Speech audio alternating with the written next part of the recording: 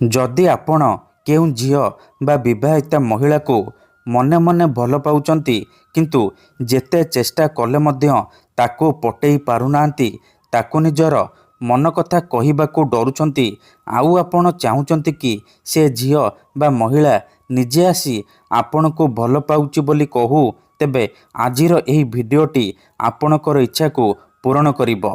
कारण आजिर एही भिडियोटी रे मु आपणको शिखेइबी एमिति एक महाशक्तिशाली बशीकरण जार प्रयोग रे आपण सुंदरी सुंदरी झियो बा सुंदरी विवाहिता महिला को अति सहजरे निजर करिपारिबे, ताठारु निजर मन मुताबक काम हासिल करिपारिबे।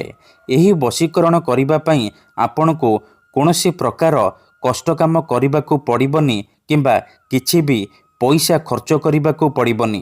केवल निज पकेटरे एही जिनिस रखिबार अछि। ग्यारंटी देउची जेमिति आपण पकेटरे एही जिनिस रखिबे सेही समय ठारू से झियो बा महिला आपणको आड़को आकर्षित हेबाकू लागिबो, आपणको भल पाइबाकू लागिबो।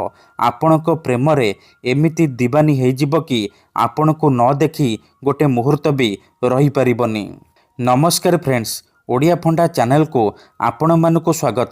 केते थर एमिति हेइथाय कि आपण जेउ झियो को भल पाउचंती से झियो आपण को भल पाएनी, अन्य काहा को भल पाए, आउ आपण ता पछरे गोड़े गोड़े थकी गलेनी, निजर सबु समय सारी सारिलेनी, किंतु से झियो को पटेई पारुनाहांती। जदि आपण भी एहीपरि परिस्थिति रे पड़िचंती, जेते चेष्टा कले मध्य से झियो को पटेई पारुनाहांती, तेबे आजी मो कथा मानी निज पकेटरे एही जिनिस रखी दियंतु। ग्यारंटी देउची से झियो जेते दूर थिले मध्य राति दिन आपणक कथा भाबिबो, आपणको देखिबा मात्रे निजे आसी आपणक सहित कथा हबो।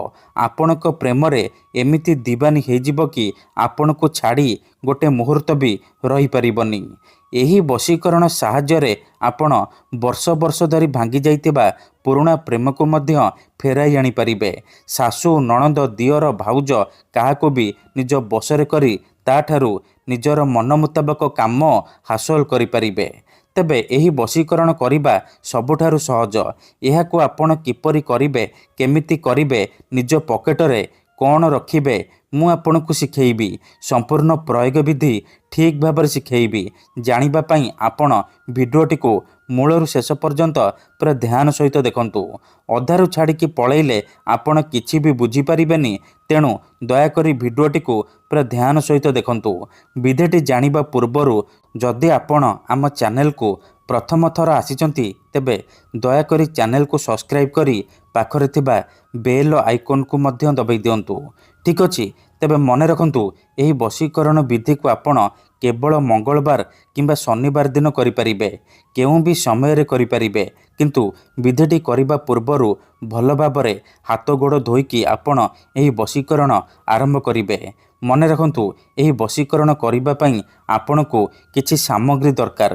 खंडे कला कपड़ा, 5टी कला गोलमरीच, खंडे कागज आउ कलम। एतिकी जिनिस आनी सारिबा परे कोनोसी एक जगार आसन पकेइकी दक्षिण दिग को मुह करिकी बसी पड़िबे, जेमिति आपणको केही देखिबेनी किंबा डाकिबेनी। तापरे जो कला कपड़ा आनिचंती से कला कपड़ा को निज सामने रखिबे। तापरे 5टी कला गोलमरीच को डाहाण हाथ में मुठेईकी धरिबे। तापरे 5 थर से झियो बा महिलार नाम कहीकि से मरीचरे गोटे थर फुंकीदेवे। तापरे से 5टी गोलमरीच को कला कपड़ा उपरे रखिदेवे। तापरे जो कागज आनिचंती से कागजरे कलमर साहाय्य गोटे मंत्र लिखिबे।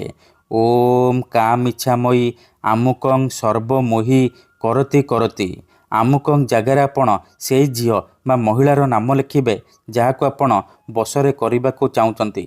मंत्र लिखि सारिबा परे कागज को से कला कपड़ा उपरे रखिदेवे। तापरे से कला कपड़ा को 3टी गंठी पकेइकी बांधिदेवे। सी गोटे पुटुली हेजिबो। से पुटुली को आपण 3 घंटा पाई निज पकेटरे रखिबे, निज पाखरे रखिबे। 3 घंटा परे आपण कौन करिबे, से पुटुली को नेकी कोनोसी एक बरगछ किंबा ओस्त गछर मूलरे थोई देई चुपचाप घर को फेरी आसिबे। ग्यारंटी देउची एतिकी करिकी देखंतु, से झियो हेउ बा विवाहिता नारी आपणक बसरे हेजिबो। जहा चाहिबे ତାହା କରିବ। ଧନ୍ୟବାଦ।